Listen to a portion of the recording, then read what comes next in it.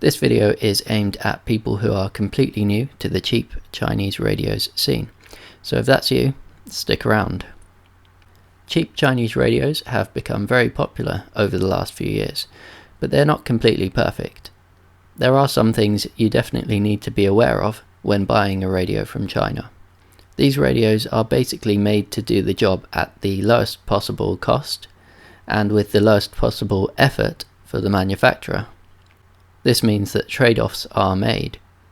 The performance of Chinese radios is usually substandard when compared to Western or Japanese brands. They usually have some kind of problems like bugs in the software or hardware issues, like on this UV5R for example. The microphone is too quiet, so other people will struggle to hear you when the signal is bad. Basically, what I'm trying to say is that cheap Chinese radio manufacturers often cut corners. They don't test things properly before releasing them a lot of the time. They just release products, wait for the complaints, and then make a new version after a while. If you bought the first version with loads of problems, then it's just too bad.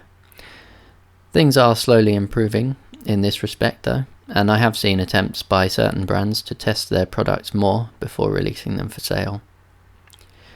Attention to detail with Chinese radios is often not very good. You'll often see spelling mistakes littered everywhere in Chinese radios, even on the outside of the packaging it comes in, and especially on online listings.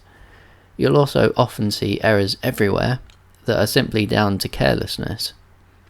Product specifications often seem to be just copied and pasted from older radios, so you never know if they're correct or not. You'll also see contradictions in different places, like the manual will tell you one thing, but the body of the radio, or the online listing, will say another. Don't expect too much from the manual either. They're usually poorly written and quite difficult to understand. Sometimes sellers will downright deceive buyers in an attempt to sell more radios. Take the DM5R for example.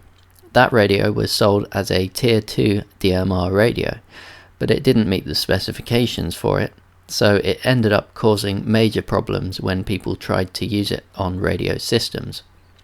Also, you need to be aware of programming. The radios will come programmed to radio frequencies that are probably illegal for you to talk on in your country. You have to make sure to change this before using the radio. I'll be making a video specifically on this, so have a look in the description for a link to that video. If you want to be successful in buying a cheap Chinese radio, look for reviews before buying anything. Simply searching for the model number will usually find you a few reviews. However, keep in mind that many of the reviews on websites like Amazon are from people with no other experience of radio equipment, so they won't realize what's bad about the radio compared to other more expensive radios. Look for reviews from people with plenty of experience with radios. eham.net is a good website for reviews. Admittedly, this video has presented a fairly negative view of Chinese radios, but I wanted to inform you of the hidden problems with buying them. Don't be mistaken, I'm not trying to dissuade you from buying cheap Chinese radios. The reason I made this video is so that you can make an informed choice.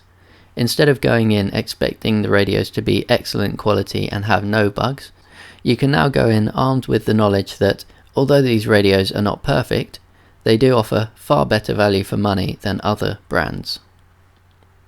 If you found this video useful, please make sure to click the like button and subscribe if you want to see more videos like this.